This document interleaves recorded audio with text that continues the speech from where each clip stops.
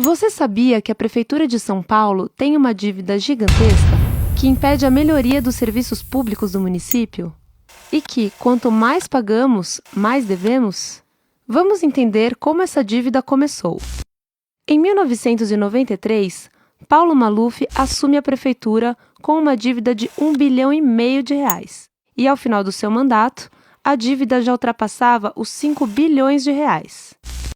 Mas como Maluf conseguiu essa façanha?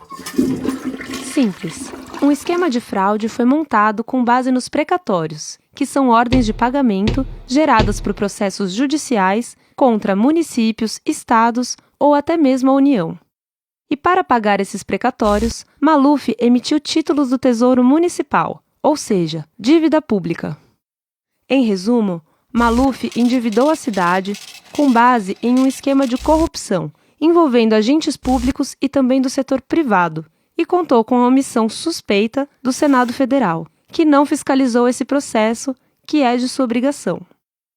Uma parte desse esquema recebeu o apelido de Cadeia da Felicidade, onde títulos do Tesouro Municipal eram vendidos pela Prefeitura por um valor inferior ao valor de mercado, e em poucas horas era negociado por instituições financeiras, que compravam por um valor e o revendiam por outro maior, obtendo lucro rapidamente.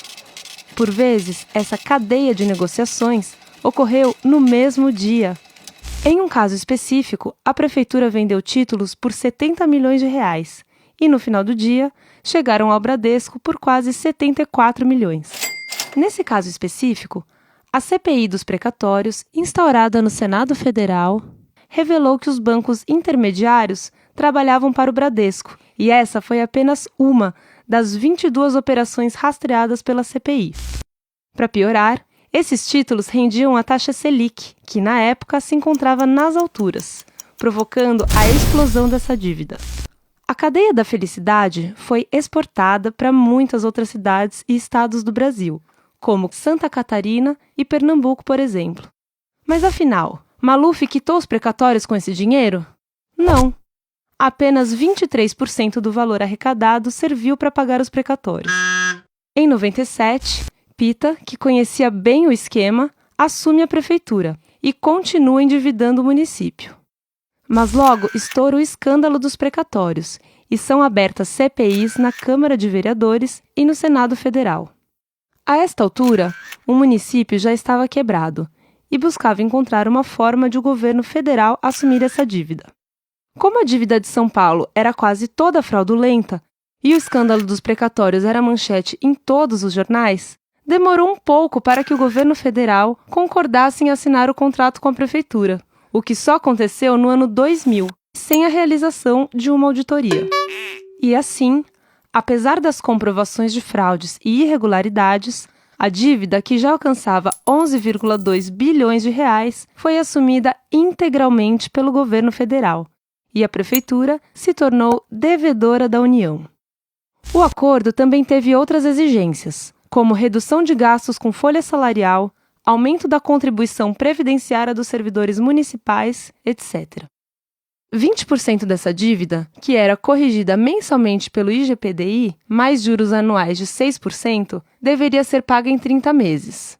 Caso contrário, o saldo devedor seria recalculado desde o início, com base em juros não mais de 6%, mas de 9% ao ano. E 2 anos e meio depois, foi isso que infelizmente aconteceu. Na época, a prefeita Marta até cogitou privatizar o Anhembi e o Pacaembu, mas o valor que seria arrecadado era irrisório para quitar os 20% e a ideia foi descartada. O contrato também limitava os gastos com a dívida a 13% da receita líquida do município, o que era sequer suficiente para cobrir as parcelas. Além disso, previa a cobrança de juros no sistema Price, ou seja, juros sobre juros, considerado ilegal pelo Supremo Tribunal Federal, fazendo com que a dívida crescesse de forma acelerada. Foi isso que fez a dívida fraudulenta, que era de R$11,2 bilhões, ultrapassar os 63 bilhões, depois de nós termos pago mais de 29 bilhões. Ou seja, quanto mais pagamos, mais devemos. Para se ter uma ideia do absurdo que é essa dívida, Observem neste gráfico a variação do acumulado destes diferentes indexadores. As condições de pagamento da dívida paulistana são as piores possíveis. Diante deste absurdo, o prefeito Fernando Haddad renegocia com o governo federal essa dívida de forma retroativa. Seriam agora aplicados os juros da taxa Selic até o final de 2012 e, a partir de 2013, 4% ao ano mais a inflação corrigida pelo IPCA ou apenas a Selic, o que for menor. À primeira vista, parece uma ótima oportunidade para São Paulo quitar sua dívida, que passaria de 63 bilhões de reais para 27,5 bilhões, aproximadamente o quanto já foi pago até agora.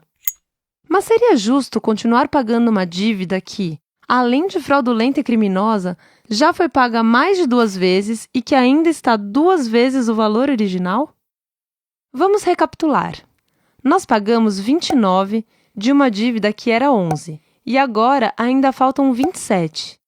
É justo pagar mais tudo isso quando sabemos que faltam creches, atendimento médico de qualidade, habitação, saneamento básico e infraestrutura de todo tipo? Que milhares de pais, e especialmente mães, continuam sem ter aonde deixar seus filhos para poderem trabalhar? Que poderíamos ter 13% a mais da receita líquida a cada ano para solucionar tantos problemas da cidade? Nós achamos que não. Se já pagamos, não devemos. Lembre-se que essa dívida nem é nossa. Por isso, exigimos a suspensão e a auditoria integral dessa dívida, com participação dos movimentos sociais. Uma solução definitiva ao problema. Que os responsáveis respondam por seus crimes. Que os candidatos à prefeitura assumam um compromisso para resolver a questão da dívida pública na campanha das eleições municipais de 2016. Divulgue, compartilhe, curta a nossa página. Poema. Por uma política econômica da maioria.